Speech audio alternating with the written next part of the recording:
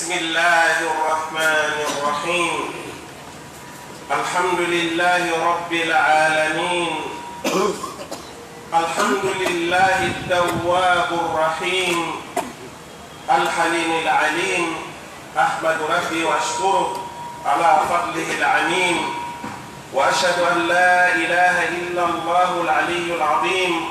وأشهد أن نبينا محمدا عبده ورسوله. أما بعد،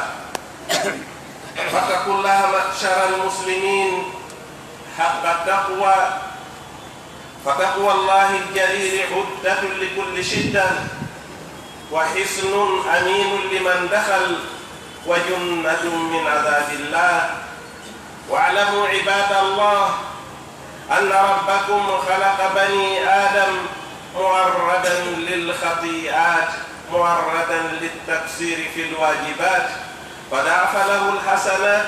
ولم يضاعف عليه السيئات. قال الله تبارك وتعالى: فأعوذ بالله من الشيطان الرجيم: من جاء بالحسنة فله 10 أمثالها، ومن جاء بالسيئة فلا يجزى إلا مثلها وهم لا يظلمون. وعن ابن عباس رضي الله عنهما قال: قال رسول الله صلى الله عليه وسلم: إن الله كتب الحسنات والسيئات، فمن هم بحسنة فلم يعملها كتبها الله عنده حسنة كاملة، فإن عملها كتبها الله عنده 10 حسنات إلى 700 ضعف إلى أضعاف كثيرة. فإن هم بسيئة فلم يعملها كتبها حسنة كاملة، فإن عملها كتبها الله عنده سيئة واحدة. رواه البخاري. يعني الله تدبر باو يتقول الله سبحانه وتعالى يولى النبي محمد صلى الله عليه وسلم قلنا برام هلقل الله هانا هولي ريدنون ووادي كل الله مرضون دونكم جوغا دونكم إتن تأوتي كلا ستين هاي دون ولا نأوتي جوير نغالو كلا ناتو ندرتون كدووني هاي موليسي kala naatuɗo e nder kulol allahgol haray allah dandimo immorde e ledde allahu subhanahu wa ta'ala nden. ande jaaɗi allah tedduɓe wondema jewma moɗon ɗum woni allahu subhanahu wa ta'ala o tagi bani adam. onon bani adam ko arnanaɗo faljereji, ko arnanaɗo raɓɓinɗinareji e piiji waɗɗiɗi ɗin. tuma goo o tigi o aray wokutude o golla ko hana gollude, tuma go o tigi o raɓɓinɗinoto e ko hanuno gollude o ronka gollude. joni noon allahu subhanahu wa ta'ala on kadi ko sowowo moƴƴereji ɗin, kono boneji ɗin kan o sowatani. moƴƴereji ɗin o sowa, boneji ɗin o sowata. seede mum Allah subhanahu wa ta'ala wiyen ka furadare makko teddude ka suratul an'am ka aya 116 o wi kala on golluɗo ko moƴƴi Allah subhanahu wa ta'ala on sowanayi o tigi ɗum ɗon ha ko yata laabi 10. kala on golluɗo ko boni on ɗon o sowantake few, on ɗon o sowantake. ɗum ko yurmede moƴƴere iwrude ka Allah subhanahu wa ta'ala. hadith no ton kadi mo tawata ko kañum Abdullah ibn Abbas radiyallahu anhuma woni ko fillimo e maki wondema nulaɗo sallallahu alayhi wa sallam maki Allah subhanahu wa ta'ala o windi moƴƴereji ɗin e boneji ɗin. joni noon kala on faalaɗo gollugol ko moƴƴi, kono oron kayɓude feere gollugol kon ko moƴƴi, kono tawa o desidi o fiɗi ka ɓerde makko o waɗay ko ko moƴƴi, o fokkita wadde kono goɗɗum sakkomo wano nawnare ma ko nanditata e ɗum ma angal artugal o eɓɓa waɗugol ko moƴƴi kon hagasa, kono o heɓa ko empêche mo ko o ronka wawde wadde kon ko moƴƴi ɗon. sabu annuye makko moƴƴi on ɓatay hay o fiɗi o desidi o waɗay, haray allah subhanahu wa ta'ala weltanto mo windanamo moƴƴere timmude tis. Allah windana yo tigi moƴƴere timmude sabu ko annino kon o gollay ko moƴƴi kon. si o annike noon gollugol ko moƴƴi kon o heɓi feere o golli kon ko moƴƴi, Allah subhanahu wa ta'ala on hendo sowatum hala bi sappo sowatum hala bi temedde jeddi sowatum on ƴetta on temedde jeddi sowatum kadi cowale haka Allah woddiri ɗon ɗum ɗo ko telemata mo ƴereji si arila kadi hella boneji ɗin kadi kala on faalaɗo gollugol ko boni gon kono o tigi o hula Allah o firta ko annino ko gollugol ko boni kon o hula Allah o ninsa hande kadi o retirito o salo gollugol konko woni ko miijino gollugol tawa sabu kulol Allah on ɗon Allah weltantomo windanamo moƴƴere windanamo moƴƴere ɓaawo ɗum woni o tigi o gollali ko boni kon sabu kulol Allah Allah dandu si teno o tigi kadi o golli ko boni kon Allah windanamo bone gooto Allah windanamo bone gooto hadithoni mo ka Sahihul Bukhari فشرع الله لكسب الحسنات طرقا للخيرات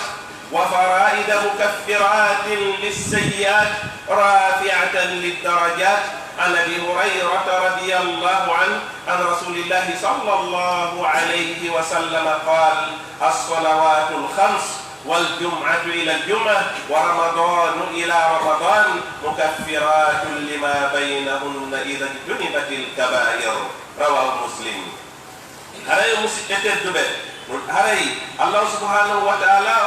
o shar'ini gollugol moƴƴereji ɗin o waɗani ɗum laawi ɗuuɗuɗi o waɗi kadi farillaji tawi non joni hande kadi ɗi moƴƴereji si o tigi golliɗi hande kadi ɗum no wona sabu o tigi o yaafe boneji ɗuuɗuɗi ɗum wona sabu o tigi o ɓantane darajaji towɗi haray nulaaɗo sallallahu alayhi wa sallam ɓe maaki wondema mo wakkili ke juulgol julɗele ɗen jowi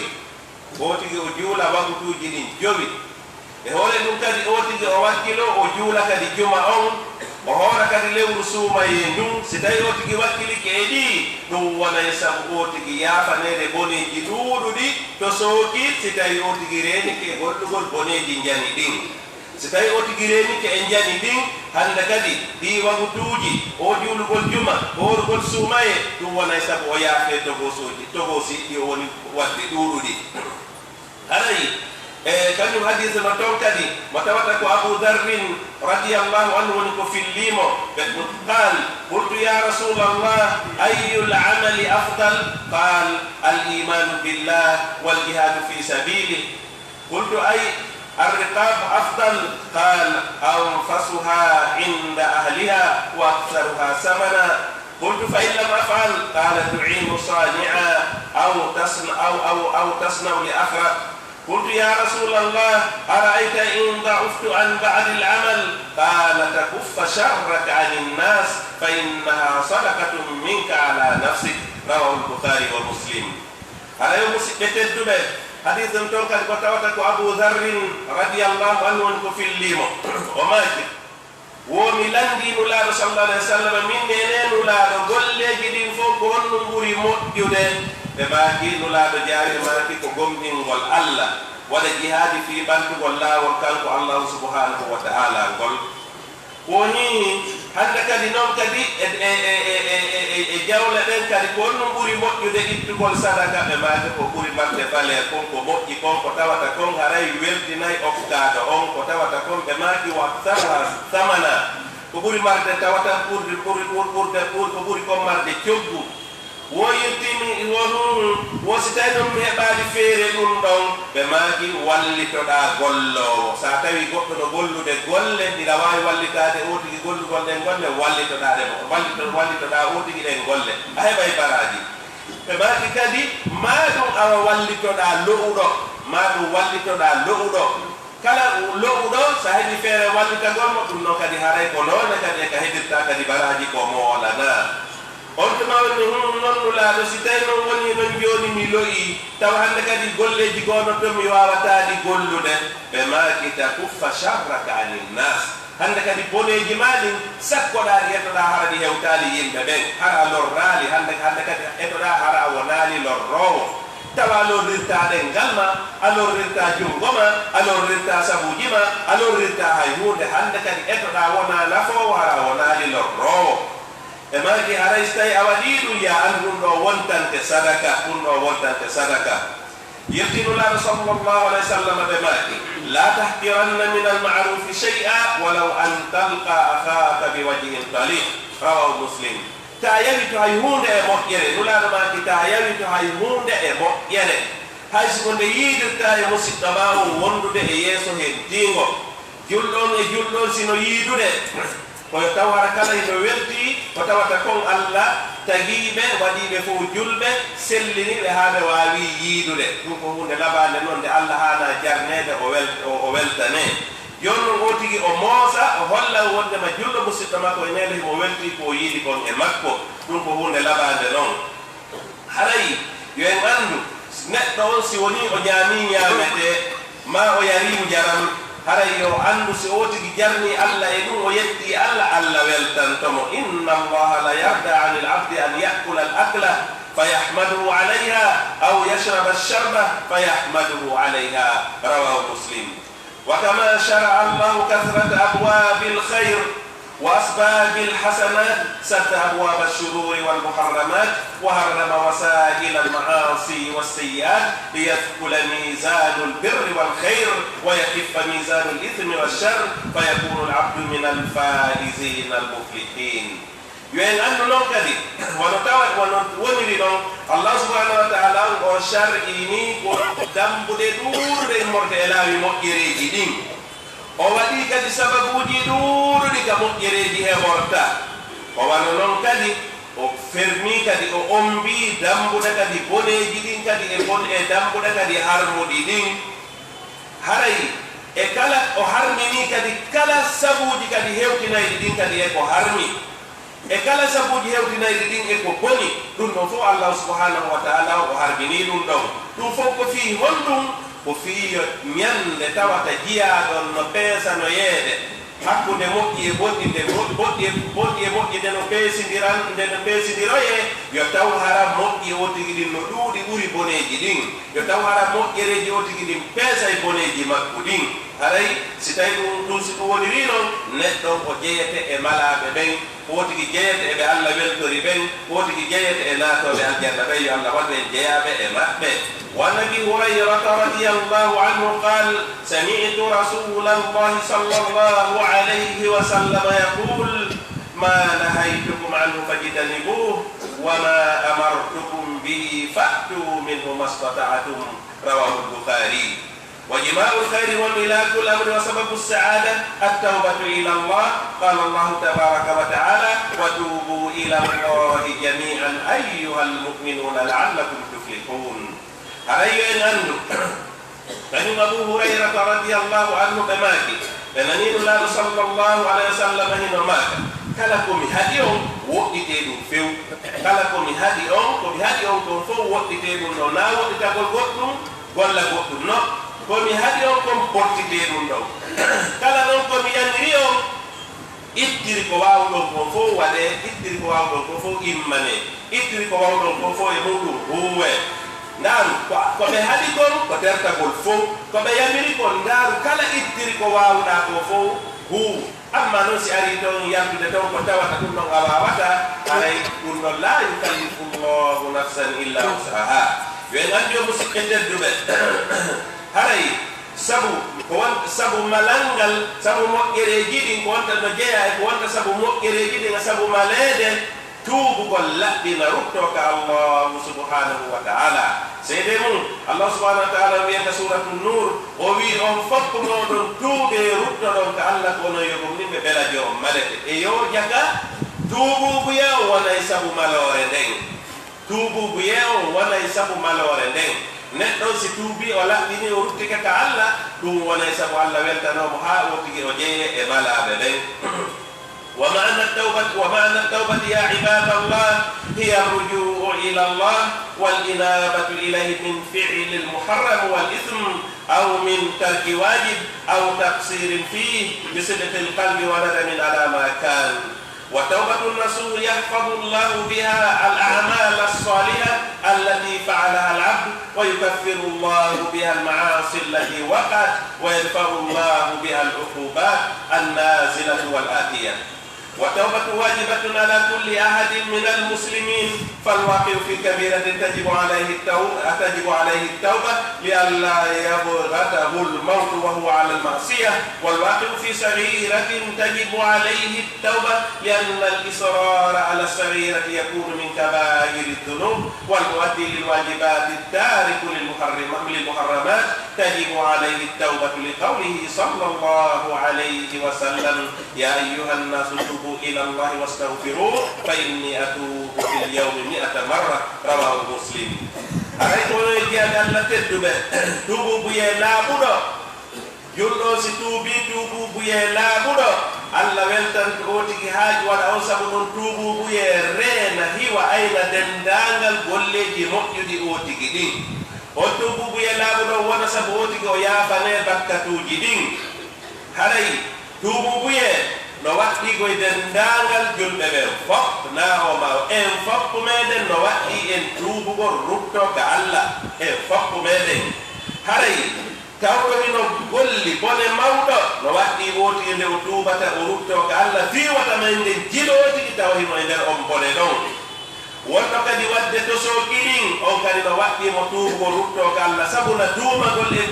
e tosokiɗin duumagol e gollugol boneji tosokiɗin hawnaki ka ɗum puusa awti ñande go o golla boneji kadi e jani yani harmuɗi jani ɗin yani e toŋaɗi jani ɗin. joni noon seede tuubugol hare no waɗɗi en fof meɗen nulaaɗo sallllahu alayhi wa sallam ɓe maaki wonon yo yimɓe tuube ruttoɗon e allah insinanemo sabuna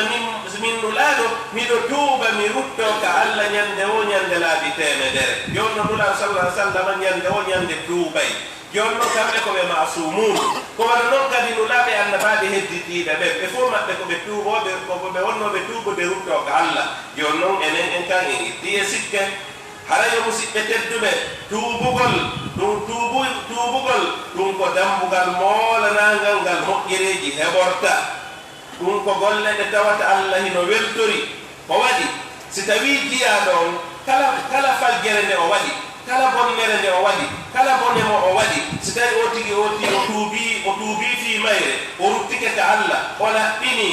hande kadi ɗum wonay sabu ha boneji o tigi ɗin ɗoyto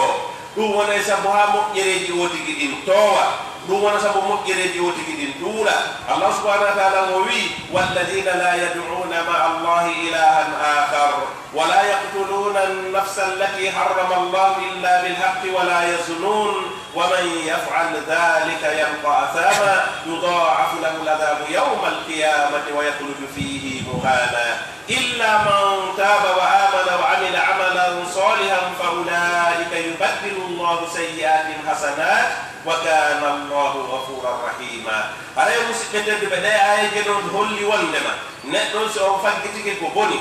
كونون توا أوتي ولا شركان دي الله دي توا كبوني boneji gono ton no gasara o tigi hara no wadde din non kono non ko wiete ko no shirku tawoti do reni e dum do e hore dum no si allah walli o tigi o tuubi o ruttike ka allah subhanahu wa ta'ala allah subhanahu wa ta'ala jabana o tigi tuubu buye makko on todana fa ulaika yubaddilu allah sayyi'atihim hasanat allah wattitana be boneji mabbe wattitana be moƴƴudi. awara yo musidɓe tedduɓe wa kana allahu ghafuran rahima. allah subhanahu wa ta'ala ko yafotoɗo ko yurmeteɗo. ayuha almuslimun تذكروا سعة رحمة الله وعظيم فضله وحلمه وجوده وكرمه حيث قبل توبة التائبين وأقل عثرة المذنبين ورحم ضعف هذا الإنسان المسكين وأثابه على التوبة وفتح له أبواب الطهارة والخيرات. عن أبي موسى الأشعري رضي الله عنه عن النبي صلى الله عليه وسلم قال: إن الله تعالى يبسط يده بالليل ليتوب مسيء النهار ويبسط يده بالنهار ليتوب مسيء الليل. رواه البخاري ومسلم. haray kono yo musidɓe tedduɓe andite wondema yurmede allah nden ko yaajune moƴƴereji allah ɗin ko tiiɗuɗi muñal allah ngal hino mawni dokke allah ɗin hino tiiɗi. allah subhanahu wa ta'ala ko jaɓowo tuububuyeji tuubuɓe ɓen ko yafantoɗo e bakkatuji zunubaji tuubuɓe laɓɓini ɓen Allah subhanahu wa ta'ala ko yurmeteɗo neɗɗo on so tawi neɗɗo o tuubi Allah yoɓitay o tigi yoɓitira o tigi ɗum ko moƴƴi Allah udditana o tigi dambuɗe laaɓal Allah udditana o tigi dambuɗe moƴƴereeji haɗay hadise no tommo Abu Musa al-Ash'ari radiyallahu anhu ko filli ɓe makinulaaɗo sallallahu alayhi wa sallam ɓe maki Allah subhanahu wa ta'ala o fontay jungo makko gon jemma fiyo tuubo on bonnuɗo ñalorma o fonta kadi jungo makko gon ñalorma fiyo tuubo on bonnuɗo jemma haray musidɓe tedduɓe Allah no weltora tuubuguye tuubuɗo on Allah no weltora tuubuguye tuubuɗo haray tuubugol wa tawbatu min a'dami al-ibadati wa ahabbiha ila Allah ta'ala man itasafa biha tahaqqaqa falahu wa dhahara fi al-umuri najahu qala ta'ala fa amma man taba wa amana wa amila salihan fa asa an yakuna min al-muflihin haray musidɓe tedduɓe tuubuguye ɗum ko ɓuri mawnude e deweɗen non koko ɓuri mawnude ko yiɗaka Allah kon kala on sifitorɗo ɗum kala on sifitorɗo tuubuguye kala tuubowo on non haray malore makko malore o tigi nan nde wonay haqiqare o tigi wonay jeyaɗo e malaɓe ɓen hande kadi feeñay e gañagol o tigi ngol sabu no Allah subhanahu wa ta'ala o wi kala on tuubuɗo o gomɗini o golli golleji moƴƴuɗi ɓeeɗo on ɓe jeyoyte e malaɓe ɓen ɓeeɗo ɓe jeyoyte e malaɓe ɓen ɓay ɗum o tigi o tuubi o laɓɓini o ruttike ka Allah o gomɗini Allahu subhanahu wa ta'ala o ko Allah yaliri ko mokon yo gollu o golli ko Allah wi ko yo woɗɗike yo woɗɗite o woɗɗitike oɗo on o jeyoyte e malaɓe ɓe yo Allah waɗu en jeyaɓe e maɓɓe wa tawbatu min sifati nabiyina alayhi salatu wassalam والمؤمنين قال الله تبارك وتعالى لقد تاب الله على النبي والمهاجرين والأنصار الله سبحانه وتعالى أن ونما توبوا بيه دون كصفاجي النبا بين دون كصفاجي النبا بمعنى النبا بين تيكو توبا ينو برودو كالله قم إن بين كتوبا برودو كالله إلى النبي محمد صلى الله عليه وسلم كهبنا بدوبو برودو كالله sahaba e wonnoɓe kadi enulaɗo ɓen kadi ko hewnoɓe duubugol rutto ka Allah ɓe kadi sahabaɓe ɗumnon ɓen sahabaɓe woni ko ferɓe ɓen iwi Makka seni Madina o woni ko ɓe ansaruɓe tawoyaɓe Madina o ɓe foppo maɓɓe koɓe hebbinornoɓe duubugol rutto ka Allah subhanahu wa ta'ala wa qala ta'ala an Musa alayhi salam عليه الصلاة والسلام قال سبحانك تبت إليك وأنا أول المؤمنين وقال تعالى عن داود عليه السلام واذكر عبدنا داود ذا الأيد إنه عواب على يوم سبت الجمعة كلكم مثالكم جوني نولار صلى الله عليه وسلم إن جاتك في مكة إن جاتك صحابين في مدينة جوني سيجتك كذي أي عدد نوع بكذي أنت وين كذي قوانو نون بين كذي هذي قوانو نون سنجتي مثال وانو النبي موسى عليه السلام الله سبحانه وتعالى ونما النبي موسى بماجي أو هرايدي سنة دوراني ما يوم منكم متوبة ورطة إمالة من جامع أرم بيقوم من بين كمان نون كذي فاهم كذي النبي داود عليه السلام هذا بفهم أتكو بهبنا ونوبة بهيرو بتوبة معشر المسلمين فالتوبة واجبة على كل مسلم على وجه الأرض من الذنوب صغارها وكبارها ليرحمنا الله في الدنيا والآخرة ويكشف الشرور والكربات ويقينا عذابه الأليم وبأسه الشديد قال أهل العلم إذا كانت المعصية بين العبد وربه لا حق لآدمي فيها فشروطها أن يقلع عن المعصية وأن يندم على فعلها وأن يعزم على ألا يعود إليها وإن كانت المعصية تتعلق بحق آدمي فلا بد مع هذه الشروط أن يؤدي إليه حقه أو يستحله منه بالعفو والمسامحة هذا مسئلة الدماء tuubugol ɗum ko waɗɗi dendangal julɓe ɓen kala julɗo no waɗɗi ootigi tuubugol kala julɗo wonɗo ka hoore leydi allahu subhanahu wa ta'ala no waɗɗi ootigi tuubugol otigi o tuuba den danga dunubaji ɗin tosoki ɗi won jani ɗi wo konno otigi waɗanta ɗum ko fii Allah yurme e otigi ko waɗante ɗum ko fii Allah yurme en ka aduna ɗo o yurmoye en kadi ka lahara o ittana en boneji ɗin o ittana en sattedeji ɗin o danda en lette makko tiiɗuɗe ɗen o danda en lette makko muusuɗe ɗen ko ɗum waɗi haray jomiraɓe gandal ɓen ɓe maki wondema si tawi bone on si tawi bone mo otigi waɗi on ko hakkunde kañum kanko jiyaɗo e allahu subhanahu wa ta'ala o woni tawa haqqe bani adama o ala nder ton haray no jeeya e sartiji muɗum inde otigi ɓoroto o doga o potto few gollugol hande kadi sifa on bone ɗon otigi hande kadi otigi o desita hande kadi o gollitata on bone ɗon aduna bergol nanno e otigi hande kadi berhuno ka adana hande kadi o wattatama ɗum ɗon e hoore ɗum kadi oti o ninsa ko fii hen ɗum otigi yeddanno Allah ko fii hen ɗum otigi waɗanno on bone otigi o ninsa ɗum ka nder ɓernde makko e hoore ɗum kadi otigi o desita kadi o fillitata ko en ɗum ɗon berwimo wuuri ɗum ɗon ko si tawi hara bone on ko hakkunde otigi e allahu subhanahu wa ta'ala woni si tawi noon ko hakkunde otigi e bani adama si tawi ko hakkunde otigi e bani adama ɗon on haray no ɓeyditi e ɗiɗi jantiɗen ɗo haray no jeeya e muɗum haray nde otigi si tawi ko haqqe otigi jogani goɗɗo haray no waɗɗi odi nde otigi jonnitata otigi haqqe makko mi misal si tawi hara ko jawdi misal otigi jogani julɗo musidɗo makko haray no waɗɗi otigi e nder ko o tuubata ko o ƴetta jawdi ndin o jonnita jom mayri o jonnitani jom mayri maɗum otigi si tawi haɗa o heɓata feere yoɓutugol ndi few tawa mo faala yoɓude kono alaka o itta fes awa otigi o toro oyay otigi o yaafo ko ɗum noon woni koko yowdiri e jawdi woni koko yowdiri kadi e haqqeji luttuɗi ɗin woni ko yowdiri haqqe haray otigi ko ma otigi o eto ɗo ɓe faamodira ka aduna ɗo otigi o eto ha ɗum ɗo régila sina ɗum haray no hulɓini wata ɗum ƴettoe ka moƴƴi otigi ñande darngal haray en andu haray duububuye no waɗɗi tuubugol no waɗɗi e dendangal dunubaji ɗin fof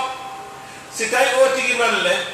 tawa otigi o tuubi goɗɗi kono otigi o tuubali goɗɗi wiyen joni misal otigi tuubi fi dunubaji goo kono goɗɗi goo noon ɗon ɗin no otigi o tuubali e majji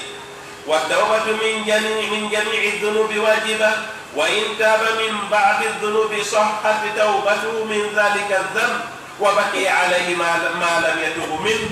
فتوبوا إلى الله أيها المسلمون وأقبلوا إلى رب كريم أسبغ عليكم نعمه الظاهرة والباطنة وآتاكم من كل ما سألتموه ومد في أجالكم si otigi o tuubi goɗɗi o acci goɗɗi ɗiɗi o tuubi o jaɓani ɗinno ɗiɗi o tuubani ɗinno ɗon ngo yaray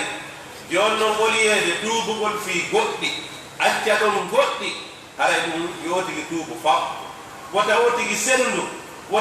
sendu yotigi tuubu dendagal e boneji ɗin foppo taw senduɗi yo tuubu fi majji ɗiɗi fof haray ko ɗum ɗon woni ko moƴƴani otigi kon allah subhanahu wa ta'ala ko anduɗo ko feeñi ko anduɗo ko wirni ko anduɗo kala ko woni ko heewuɗo dogge ko yurmeteɗo haray musidɓe tedduɓe haray tuubu gongol si otigi tuubi o laɓɓini allah subhanahu wa ta'ala on yaafante otigi e boneji makko ɗi naada otigi aljanna ɗi tawata jalɗino ilde e leymuɗe tawata nemaji no ɗuuɗi e mum ɗo fota ko ina seeɗa seede mum allah subhanahu wa ta'ala wiye ka suratu tahrim ya ayyuha alladina amanu tubu ila allahi tawbatan nasuha asa rabbukum an yukaffira ankum sayyiatikum wa yudkhilakum jannatin tajri min tahtiha al anhar أقول قولي هذا وأستغفر الله لي ولكم فاستغفروه إنه هو الغفور الرحيم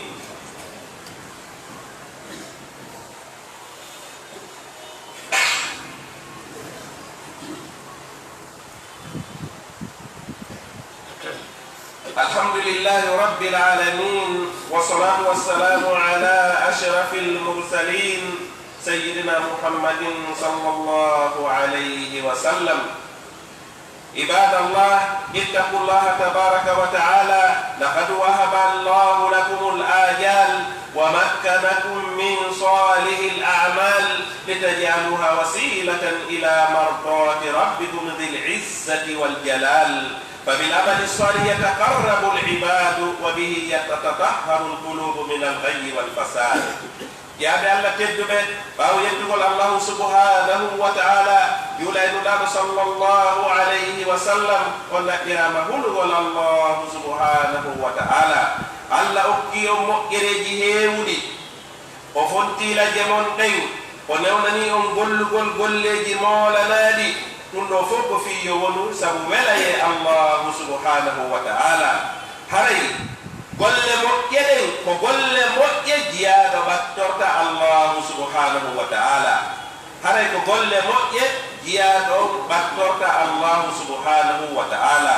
وقل مؤجر ونتسب الله والبرن وقل مؤجر الله من البرن أوتني من دندانا إمورك إبوني جدين هري ينغن واندما قل